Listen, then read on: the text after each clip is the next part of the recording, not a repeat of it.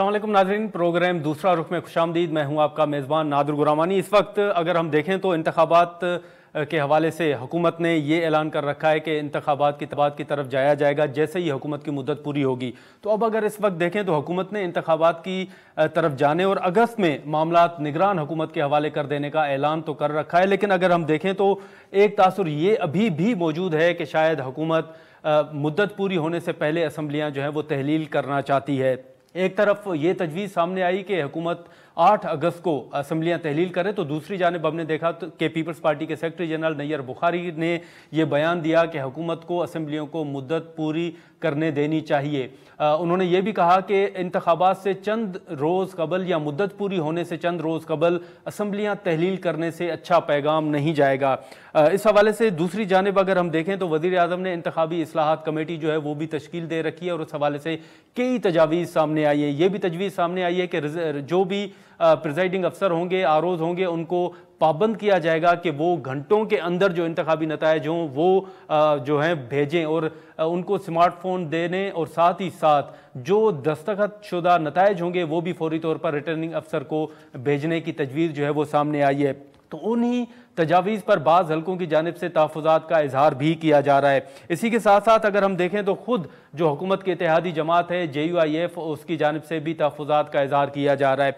तो अब सवाल ये पैदा होता है कि क्या वाकई जो JUIF के तहफ़्फ़ुज़ात हैं वो दूर हो गए, हुकूमत असम्बलियाँ तहलील करना चाहती है या फिर असम्बलियाँ अपनी मुद्दत पूरी करेंगी। और साथ ही साथ जो इंतखाबी इस्लाहात कमेटी में तजावीज़ सामने आई हैं, क्या इस वक्त जो इंतखाबात से चंद रोज़ कबल इंतखाबी इस्लाहात करना ये दुरुस्त फैसला होगा या फिर ये मामला मुतनाज़ा बनेगा। इस हवाले से हम बात करेंगे सेनेटर कामरान मुर्तज़ा साहब जो EF के सेनेटर हैं और कंवर दिलशाद साहब जो साबिक सेक्रेटरी इलेक्शन कमीशन है, और पिलडेट के सरबराह अहमद बिलाल महबूब साहब भी हमें ज्वाइन करेंगे। लेकिन हम कामरान मुर्तज़ा साहब से गुफ्तगू करेंगे, लेकिन गुफ्तगू शुरू करने से पहले यहाँ पर हम एक शॉर्ट ब्रेक लेंगे।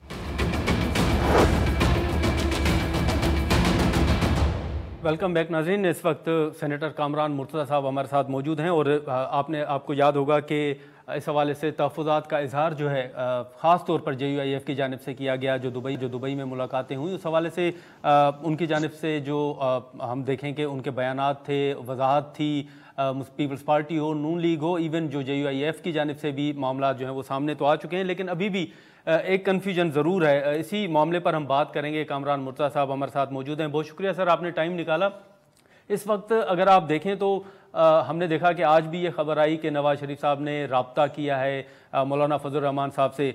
आप सर बता सकेंगे कि JUIF के जो तहफ़्फ़ुज़ात थे कि इंतखाबात हों या इस्लाहात कमेटी हो या दीगर मामलात पर, वो तहफ़्फ़ुज़ात आप समझते हैं कि दूर हो गए या अभी भी बाज़ मामलात पर आपके तहफ़्फ़ुज़ात जो हैं वो बरकरार हैं?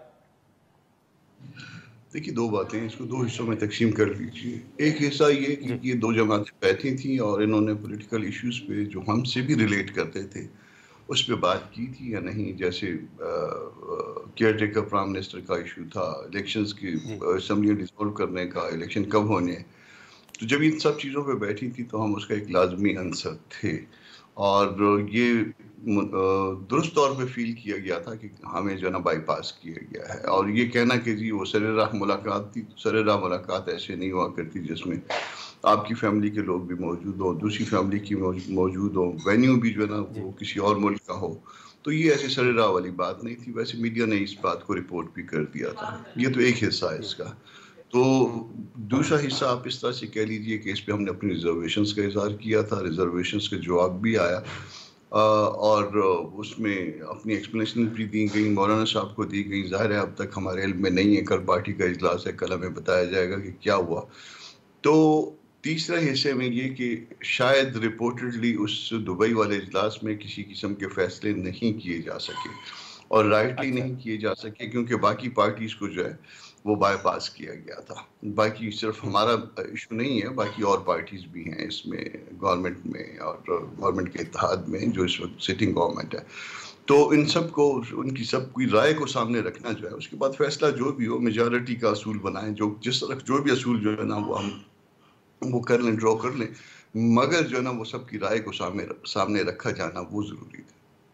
तो कामरान साहब, कल जो इजलास होगा आपका, उसमें एजेंडा यही है सियासी सूरत हाल और इंतखाबात, या जो दुबई में मुलाकातें हुई और क़यादत आपको भी आगाह करेगी कि क्या मामला अभी तक तय पाए? मुमकिन तौर पे क़यादत जो है वो हमें आगाह करेगी। तय तो अब तक शायद कोई फाइनल नहीं हुई हैं बातें। फाइनल तो फिर पार्टी से जो कुछ भी फाइनल होता है उसके लिए पार्टी उसकी अप्रूवल देती है तो फाइनल होता है। तो ये डेट जो रखी गई होगी ये जानबूझ के रखी गई होगी और फैसलों के हवाले से रखी गई होगी। इसमें कौमी इश्यूज भी हैं और इंटरनेशनल इश्यूज भी हैं। और कौमी इशूज़ में यकीनन जो है वो इलेक्शन का इशू, गवर्नमेंट को डिसॉल्व करने का, इस हुकूमत को डिसॉल्व करने का इशू, और उसके बाद आइंदा इलेक्शंस के हवाले से आया हमें 60 दिन चाहिए होंगे, 90 डेज चाहिए होंगे, ये सारे इश्यूज जो है ना वो इस पे गौर होगा। बिल्कुल कामरान साहब, इसी हवाले से मैं आपके सामने सवाल भी ये रखने वाला था कि अब देखें आप तो मुख्तलिफ बयानात सामने आ रहे हैं, कन्फ्यूजन है। पीपल्स पार्टी एक तरफ कह रही है कि 8 अगस्त को आप तहलील कर दें, दूसरी जानिब नैयर बुखारी साहब कह रहे हैं कि हुकूमत को असम्बलियों को मुद्दत पूरी करने देनी चाहिए। आप अगर ये मामला तय पा गए या जो कन्फ्यूजन है अगर वो आप समझते हैं दूर हो गई है, तो सर आप बता सकेंगे कि हुकूमत सोच क्या रही है? असम्बलियाँ मुद्दत पूरी करेंगी या फिर आप देख रहे हैं कि हुकूमत का मूड है कि वो कबल अज़ वक्त जो है वो असम्बलियाँ तहलील कर दे चंद रोज़ पहले? देखिए, लीडरशिप की सतह पे कोई खाका यकीनन बनता है, मगर उनको अप्रूवल लेनी होती है अपनी अपनी पार्टी से। पीपल्स पार्टी को अपनी पार्टी के जो अदारे हैं वहाँ से जो है ना वो उसकी अप्रूवल चाहिए होगी, इस तरह से नून वालों को चाहिए होगी, इस तरह हमें भी चाहिए होगी। तो खाका होगा उनके जहन में लीडरशिप के, और उसके ऊपर किसी हद तक जो है उसको उन्होंने रिजॉल्व भी किया होगा, मगर ये subject to approval by the institutions है ऑफ द पार्टी। लेकिन आप तो सर उस इस्लाहात से मुतल्लिक जो कमेटी है उसके आप मेंबर भी हैं, क्या आप बता सकेंगे कि हुकूमत का वो खाका है क्या, क्या सोच रही है? क्या वाकई कबल अज़ वक्त असम्बलियाँ तहलील होते हुए आपकी ज़ाती राय में जानना चाहता हूँ कि आप समझते हैं कि हुकूमत इस पर गौर कर रही है? देखिए, उस इस्लाहाती कमेटी से इस मामले का कोई ताल्लुक नहीं है। उसमें जो 2017 वाला इलेक्शंस एक्ट है उसमें जो छोटी मोटी बातें हम मुनासिब नहीं समझ रहे थे या उसको इम्प्रूव करना चाह रहे थे, उसको इम्प्रूव कर रहे हैं, और उसमें कोई ऐसी डिस्प्यूटेड चीज़ नहीं आएगी। पहले तो पीटीआई भी उसमें शरीक नहीं थी, मगर लास्ट डेट पे अली जफर साहब भी बैठे थे और कोई ख़ास उनकी तरफ से ऑब्जेक्शन किसी इशू पे नहीं आया था। और वो इस बात पे शायद जो मैं समझ पाया था उनकी राय, उनकी राय ये थी कि हमने जो है जो कुछ उनकी इवन एब्सेंस में भी किया है वो कोई ऐसी उसमें कोई पार्टीसन नहीं थे हम तो। हाँ, लेकिन सर जो लेकिन एक जो जमात पर पाबंदी की तजवीज़ थी, आप बताएंगे कि वो तजवीज़ किसकी थी या फिर किसके तहफ़्फ़ुज़ात है जिसके बाद उसको निकाल दिया गया? तजवीज़ को हम लेके नहीं चलेंगे, हमारी अपनी इज्जत का भी मामला है। हाँ, तो सर ये वैसे इनिशिएट कहाँ से हुई चीज़ के किसी जमात पर अगर पाबंदी लगे तो सुप्रीम कोर्ट नहीं बल्कि पार्लियामेंट उसको देखे?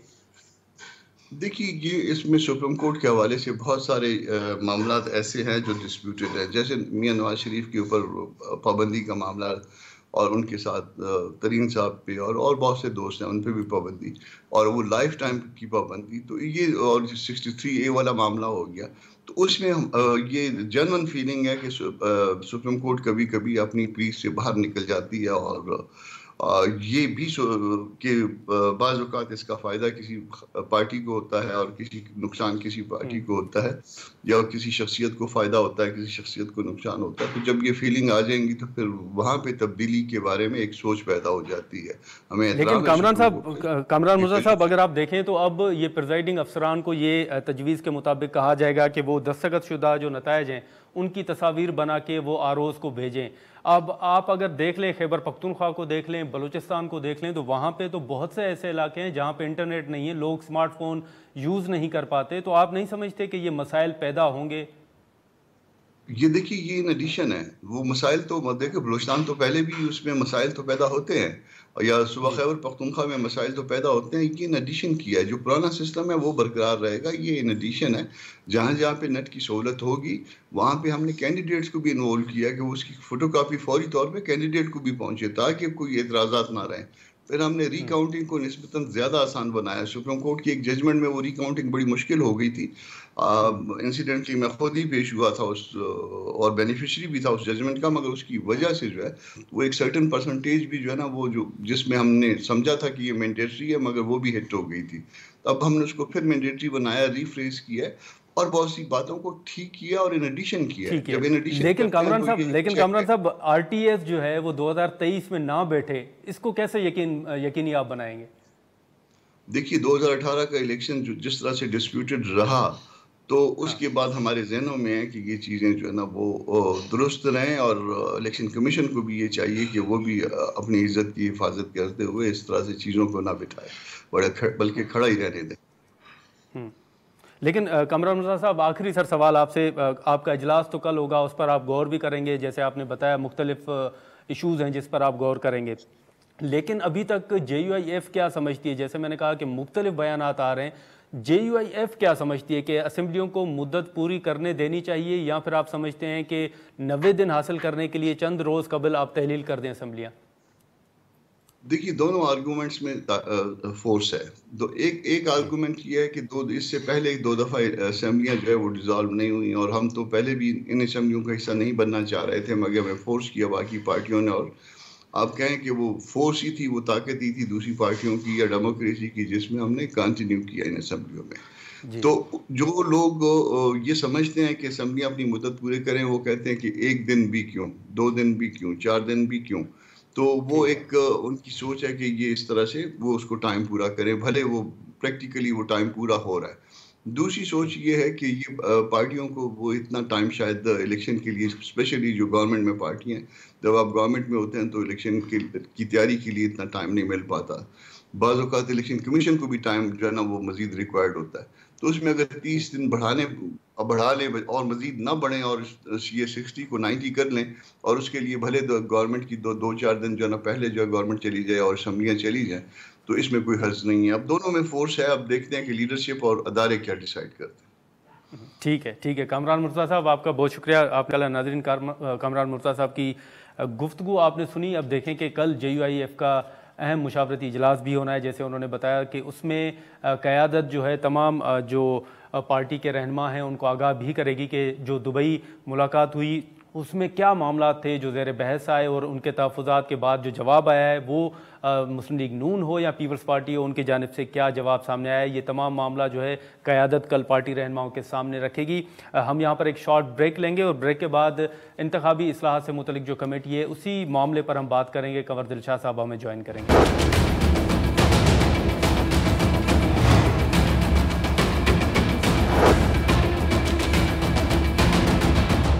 प्रोग्राम में दोबारा खुशामदीद। इस वक्त कंवर दिलशाद साहब हमारे साथ मौजूद हैं, हम उनसे बात करेंगे। इस वक्त जो वज़ीर-ए-आज़म साहब की जानिब से कमेटी बनाई गई है अयाज सादिक की सरबराही में, उसमें मुख्तलिफ तजावीज़ सामने आई। कंवर दिलशाद साहब, अब ये मामला आपके सामने भी होगा, वो तजावीज़ जो हैं आप इंतखाबात से चंद हफ्ते कबल ये मामला जो है मुतनाज़ा नहीं बनते हुए देख रहे हैं आप? ये दरअसल दुरुस्त है आपकी बात, लेकिन जो तकरीबन 66 के करीब लगभग जो है वो इलेक्शन एक्ट 2017 की बाद शिकों में तरमीम करने की तस्वीर आई है कौमी असम्बली के बिल के जरिए।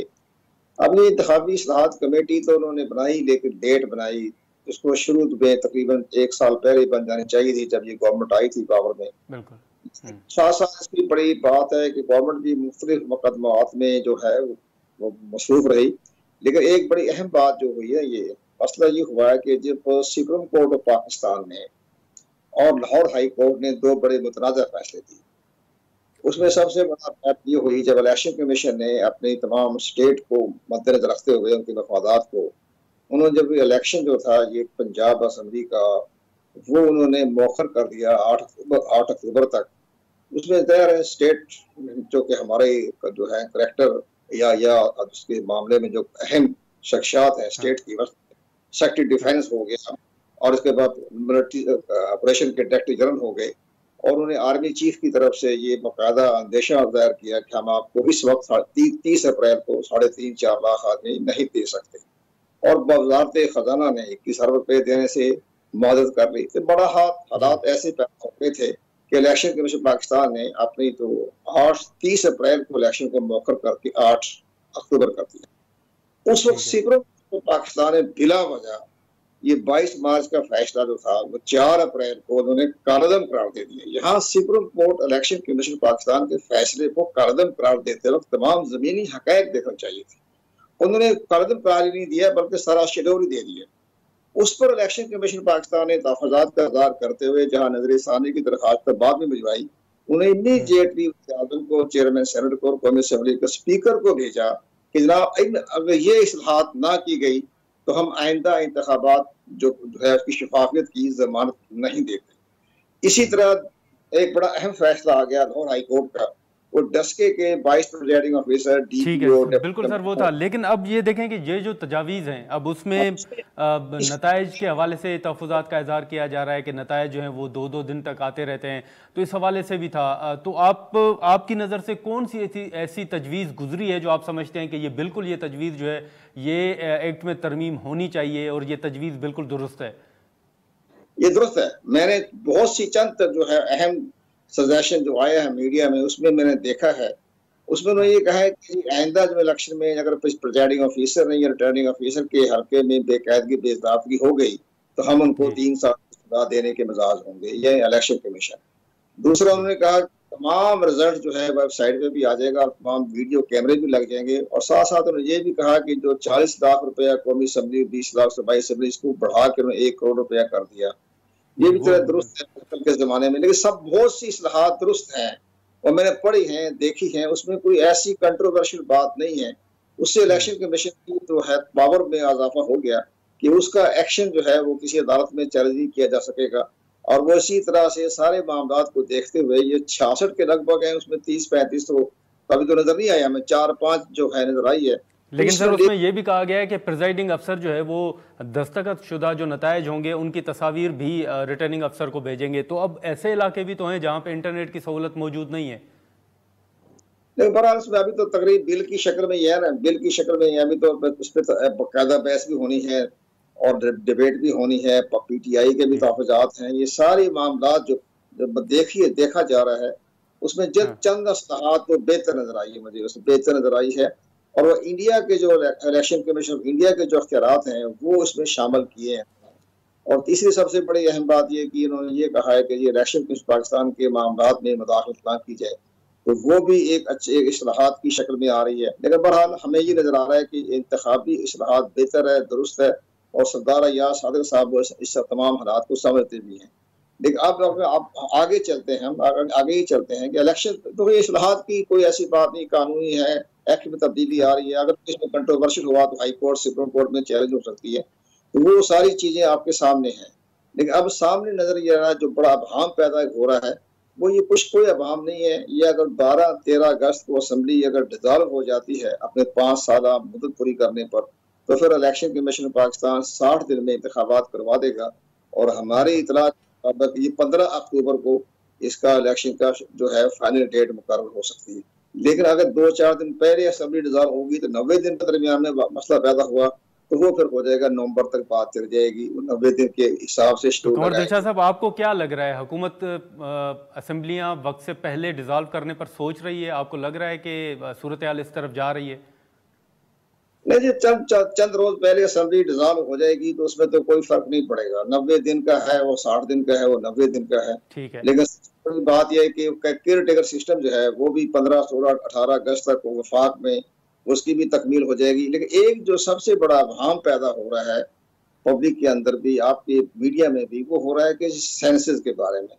अब ये जो सेंसस पर पीपल्स पार्टी के तहफ़्फ़ुज़ात भी हैं, MQM के तहफ़्फ़ुज़ात भी हैं, दीगर जमातों के तहफ़्फ़ुज़ात भी हैं। लेकिन सर यही सवाल मैं आपसे करने भी लगा था कि अब अगर वक्त कम है तो आप क्या समझते हैं कि ये जो फिर मरदमशुमारी के तहफ़्फ़ुज़ात हैं या कराची में आप देखें कि जो MQM के हल्का बंदियों के हवाले से तहफ़्फ़ुज़ात हैं, आप समझते हैं कि इतना टाइम है कि वो पीपल्स पार्टी, MQM और दीगर जमातों के ये तहफ़्फ़ुज़ात जो हैं वो दूर हो सकें या फिर 2018 की तरह मरदमशुमारी जो भी हुई है उसी पर ही इंतखाबात होंगे? इसमें पहला सबसे बड़ी इम्पोर्टेंट चीज ये नजर आ रही है कि अगर ये गवर्नमेंट ने, वफाकी हुकूमत ने सेंसस का गजट नोटिफिकेशन जारी कर दिया तो फिर लॉ ऑफ लैंड के तहत इलेक्शन पाकिस्तान को उसके मुताबिक अमल दरामद करने पड़ेगा। अगर हमारी सुप्रीम कोर्ट ने, आला अदालतों ने स्टे ना दिया तो फिर इलेक्शन कमीशन पाकिस्तान उसी गजट नोटिफिकेशन की रोशनी में हल्का बंदियों का काम शुरू कर देगा अब बेशक वो अदालतों में जाएं, सुप्रीम कोर्ट में जाएं, जहां मर्जी जाएं, लेकिन अगर स्टे मिल गया सुप्रीम कोर्ट की तरफ से तो फिर मामला रुक जाएगा। लेकिन हमें नजर आ रहा है कि सुप्रीम कोर्ट स्टे नहीं देगी। जैसे माजी में भी 10-12 साल से चल रहा है सुप्रीम कोर्ट में ये सेंसस के हवाले से, तो 2017 से केस चल रहा है, तो वो उनको स्टे नहीं मिलता। और इलेक्शन में पाकिस्तान जो है वो नई हल्का बंदी जो कराएगा उसमें 4-5 सीटों का बड़ा मसला है। ये है कि बलूचिस्तान की आबादी बढ़ गई, उनको मिलेगी 4 सीटें, 3 सीटें मिलेगी और 1 सीट मिलेगी इस्लामाबाद को।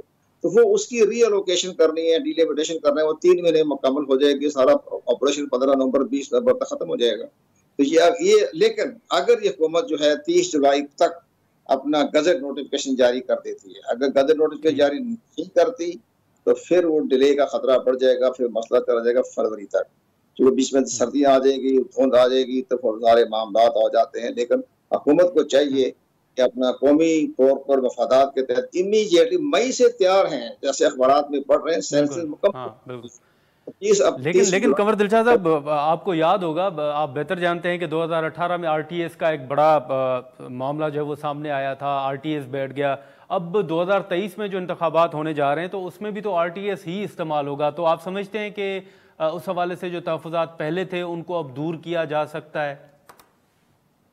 ये बड़े ज़ाहिर है हुकूमत की अपने मफादात होते हैं। एक बड़ी अच्छी तजवीज़ ये आई थी, बहुत अच्छी तजवीज़ थी कि जनाब आइंदा हल्का बंदियाँ जो हैं वो इंतखाबी फरिश्त की बुनियाद पर कर ली जाए, ताकि सेंसस का जो एक मामला है कंट्रोवर्शियल ये ख़त्म हो जाए।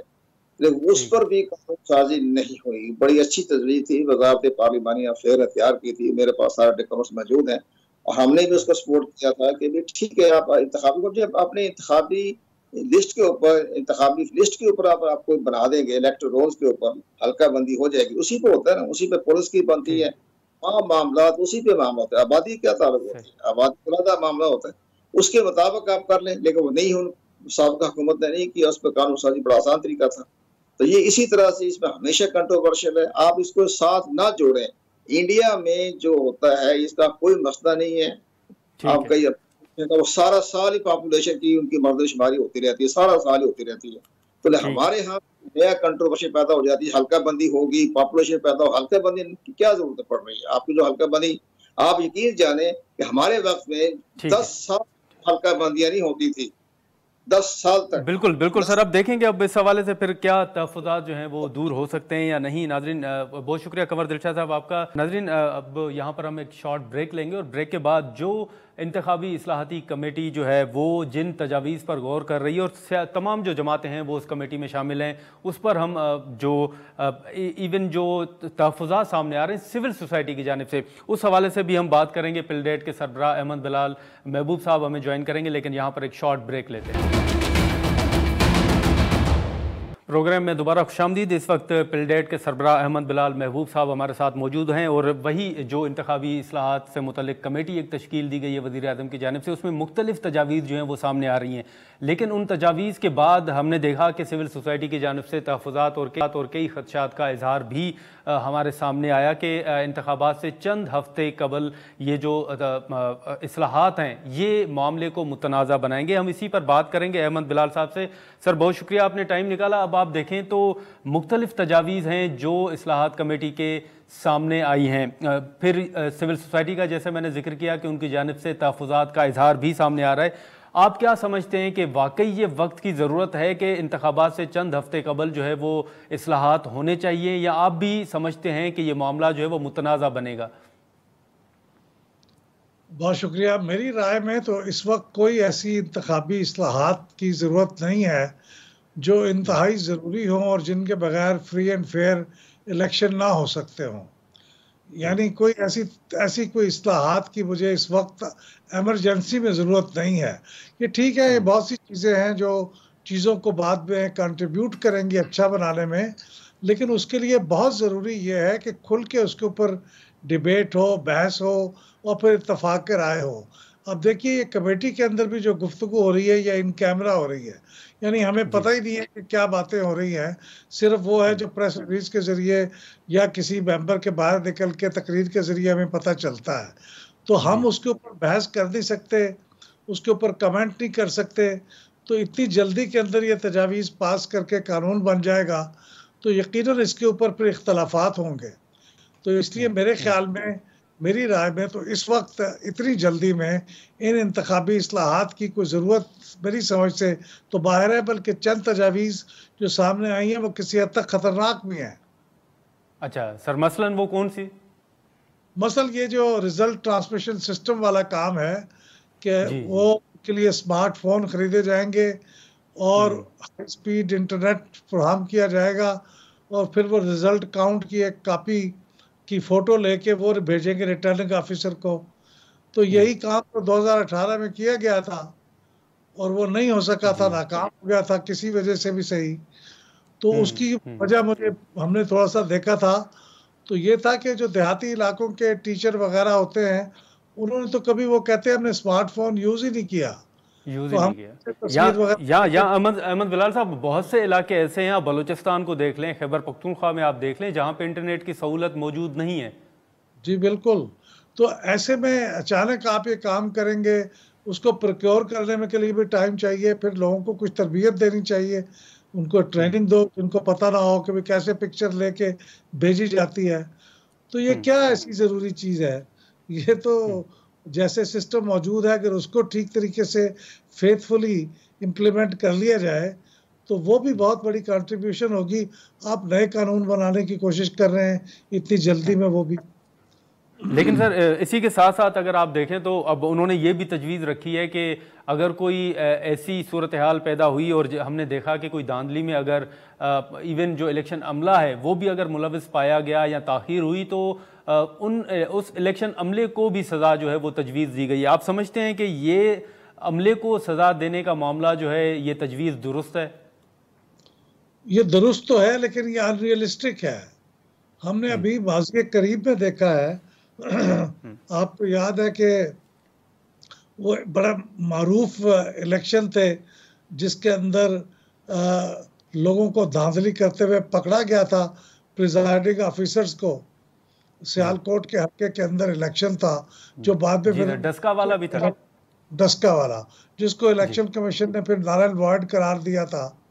उसके बाद जब इलेक्शन कमीशन ने उन लोगों को जिनको उन्होंने रंगे हाथों पकड़ा था उनका केस जब रेफर किया कोर्ट को कि इनके ऊपर मुकदमे चलाए जाएं, तो कोर्ट ने कहा भाई ये आप क्या कर रहे हैं, ये तो उनके मुतल्लिका महकमों का काम है, वो करेंगे इसके ऊपर कार्रवाई।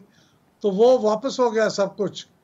तो ये हमारी कोर्ट्स का जो सिस्टम है और जो हमारा पूरा निज़ाम इंसाफ है उसमें ये सज़ा देने वाली बात तो सरकारी मुलाजमीन को बड़ा ही मुश्किल है। और ये सज़ा सरकारी मुलाजमीन खुद से नहीं करते, उनसे करवाया जाता है। तो करवाए जाने वाले लोगों को पकड़ने का कोई इंतज़ाम होना चाहिए। ये जो बेचारे टीचर हैं ये खुद से थोड़ी करते हैं ये। लेकिन अहमद बिलाल साहब, वैसे अगर आप देखें तो एक बड़ी कन्फ्यूजन भी है इस हवाले से। अब वज़ीर आज़म साहब कहते हैं कि जैसे ही हुकूमत की मुद्दत पूरी होगी तो वो इलेक्शन की तरफ जाएंगे, मामला निगरान हुकूमत के हवाले किए जाएंगे। पीपल्स पार्टी ये तजवीज़ देती है कि 8 अगस्त को जो है वो असम्बलियाँ तहलील की जाएँ। फिर नैयर बुखारी साहब कहते हैं कि नई असम्बलियों को मुद्दत जो है उनकी पूरी कर लेनी चाहिए। आप क्या देख रहे हैं सर, ओवरऑल सूरत हाल की सियासी जमातें सोच क्या रही हैं? मामलात मुद्दत पूरी होने की तरफ जा रहे हैं या फिर आप देख रहे हैं कि नई वक्त से पहले असम्बलियाँ डिज़ाल्व होंगी? देखिए, चूंकि इन्होंने इकट्ठे बैठ के अभी तक इत्तफाक करार पैदा नहीं किया इस बारे में, तो इसलिए मुख्तलिफ लोगों की मुख्तलिफ आरा सामने आ रही हैं। लेकिन मेरा ख्याल ये है कि ये शायद वक्त मुकर्ररा से 1-2 दिन पहले शायद ये डिज़ोल्व कर देंगे ताकि उन्हें 90 दिन मिल जाए, क्योंकि ये PMLN के लिए शायद ये ज़्यादा आसान होगा। नवाज शरीफ साहब का आना, उनका यहाँ आके सेटल होना, इलेक्शन कैंपेन चलाना। जी हाँ। और फिर सितंबर में चूँकि एक बड़ी इम्पोर्टेंट चेंज भी आ रही है, अदलिया के अंदर नए चीफ जस्टिस आएंगे, तो ये ग़ालिबन मौजूदा चीफ जस्टिस जिनके साथ ताल्लुकात को हुकूमत के बहुत अच्छे नहीं हैं, PMLN के बहुत अच्छे नहीं हैं, इसलिए वो 90 दिन को प्रेफर करेंगे मेरे ख्याल में।